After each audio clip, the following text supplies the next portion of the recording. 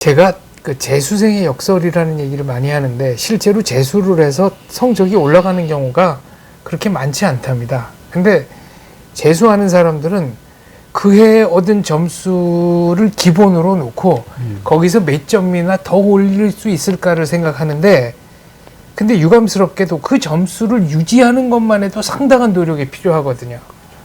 그러니까 우리는 지금 우리가 이룬 성취는 우리가 뭐 별다른 노력을 하지 않아도 그대로 유지가 될 것이고, 여기서 또 후퇴를 한다거나 뭐 소득 수준이 떨어진다는 거는 전혀 생각을 안 하고 행동하는 것 같아서 그게 걱정입니다.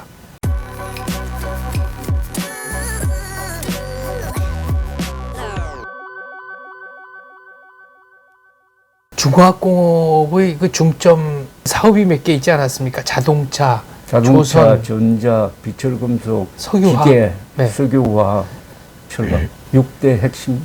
그러니까 어떤 사회학자의 평에 따르면은 그 중화학공업으로서의 전환이 갖는 사회학적 의미는 한반도 역사에서 처음 기술자, 기능공들이 전문가의 대우를 받고 중산층으로 올라선 데 있다. 이런 글도 있습니다. 70년대 기능공이, 주로 중화학공업에서 일하던 기능공이 그 뒤 세월이 흘러가지고 한 30년 뒤에 어떤 생활을 하고 있느냐 하는 것을 추적조사한 그 논문이 있습니다. 그 논문을 보면은 거의 다 연봉 1억 원, 중산층이 된 거지. 상당수는 아마 그 민노총 출신일 거예요. 그런데 이제 중화학공업 얘기를 하자면은 동전의 양면 같은 10월 유신 얘기를 안 할 수 없습니다. 10월 유신은 어떻게 평가하십니까? 10월 유신은 반드시 이 중화공업 건설과 동전의 양립이거든요. 뭐 10월 유신이 없었더라면 중화공업 성공 못했을 것이다 보는 것도 나는 일리가 있다고 봅니다. 아까 말한 대로 정치 코스트를 줄였다는 것은 무슨 뜻이냐 하면은 어떤 공장이 제대로 가동하려면은 바닷가에 있어야 되는데 힘센 정치인이 나타나가지고 저 내륙으로 가져가서 그 공장 건설을 하도록 할 수가 있다고. 그럼 그 공장에서 나온 제품이 팔리겠습니까? 그런 코스트를 박정희 대통령이 다 막아주었거든. 그러니까 오로지 능률 중심으로. 그래서 박정희 대통령의 구호가 박정희 대통령이 직접 만들었을 거예요. 국력의 조직화, 능률의 극대화거든. 유신의 모토가 국력을 조직화해가지고 능률을 극대화해야 된다. 무엇 때문에? 최단 기간에 중화공업 체제로 바꿔가지고 선진국으로 가기 위해서. 선진국으로 가려면 중산층이 있어야 된다. 그래서 70년대에 마이카, 아파트 등등 70년대에 중산층이 커지기 시작하고 80년대 가면 이 중산층이, 내가 중산층이라는 사람이 70%나 되고, 이 사람들이 80년대의 민주화 운동의 주력 세력이 된 것 아니겠습니까? 저희 부모님은 35년생, 37년생이신데 경제개발 5개년 계획 처음 시작하고 뭐 언제가 되면은 우리나라 사람들이 집집마다 마이카 한 대씩 가지고 있고 그때가 되면 디즈니랜드요 어디로 해외여행도 자유롭게 갈 수 있을 것이다. 정부가 그렇게 발표를 해서 꿈 같은 일이기는 한데 저게 과연 우리 당대에 가능하겠느냐, 한편으로는 그런 생각도 하셨다고 말씀하시더라고요. 뭐 꿈을 이루었다는 게 바로 그것 아닙니까? 꿈이지. 지금 제가 살고 있는 거는 이 대한민국은 제가 10대, 20대, 30대까지도 그 기준으로는 꿈이지. 꿈을 이룬 거지. 제 기준으로 해도 제 어렸을 때인 70년대 초중반에는 소위 넉마주의라고 그래가지고 저 쓰레기 주워서 연명하는 분들도 있었고, 또 하수도도 정비가 안 돼가지고 국가에서 분유 수거차를 운영하던 그런 시대였습니다. 그런 시대는 좋은 시대지. 그래도 분유를 수거라도 했으니까. 나는 부산에서 자랐기 때문에 이 배에 대해서 관심이 많아요. 우리 집이 이 삼복도를 위해 부산항에 내려 보이는 데인데, 그때 큰 배가 들어오면은 저게 몇 톤이나 될까 하면은 저거 한 10,000톤, 20,000톤, 그러면 제일 큰 배였습니다. 그때 남해호라는 배가 있었는데 우리나라 제일 큰 배에서 아마 10,000톤쯤 됐을 거예요. 그게 60년대 이야기입니다. 그러다가 1974년에 제가 기자 생활할 때 울산발 기사가 나왔어요. 20만 톤 되는 탱커를 지금 만들고 있다.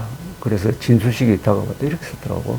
그래서 나는 이게 동그라미를 하나 잘못 붙인 줄 알았어.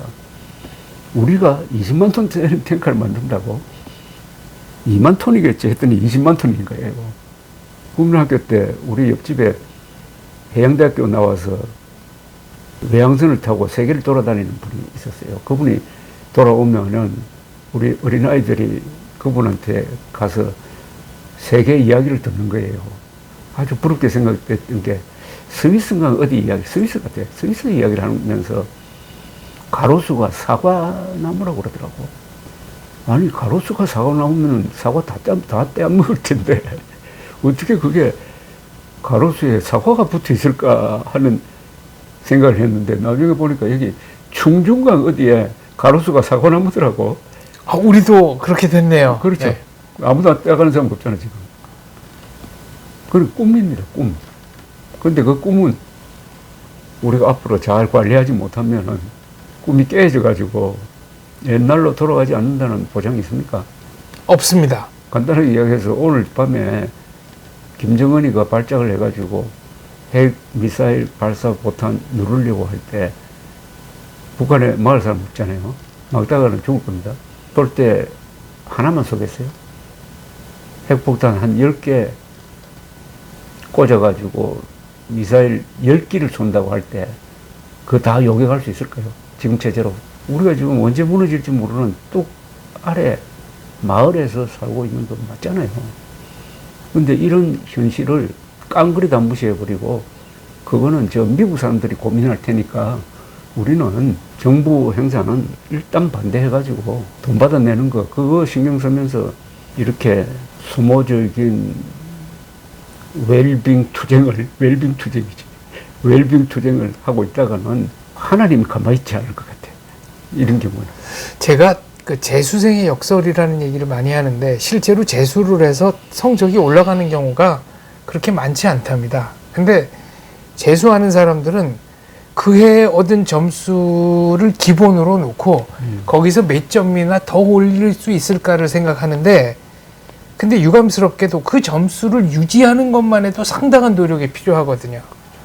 그러니까 우리는 지금 우리가 이룬 성취는 우리가 뭐 별다른 노력을 하지 않아도 그대로 유지가 될 것이고 여기서 더 후퇴를 한다거나 뭐 소득 수준이 떨어진다는 거는 전혀 생각을 안 하고 행동하는 것 같아서 그게 걱정입니다. 이승만, 박정희, 전두환, 노태우 이런 분으로 쭉 이어져 오는 유능한 국가관리자를 만난 행운 플러스 미국의 도움으로 해서 우리가 1인당 국민소득 뭐 한 $10,000로 살아야 될 사람이 갑자기 $30,000 살고 있는 이 $20,000의 덤에 대해서 플러스 알파에 대해서 감사하지 않고 이승만, 박정희, 전두환, 노태우 욕하는 걸 업으로 삼고 해가지고 먹고 사는 지식인들이 너무나 많은데 이게 그냥 뭐 그럴 수 있지 하면서 지나갈 거냐. 이게 결국 축적이 돼가지고 한국의 관력을 꺾을 것이냐 말 것이냐 하는 지금 기로에 서 있어요.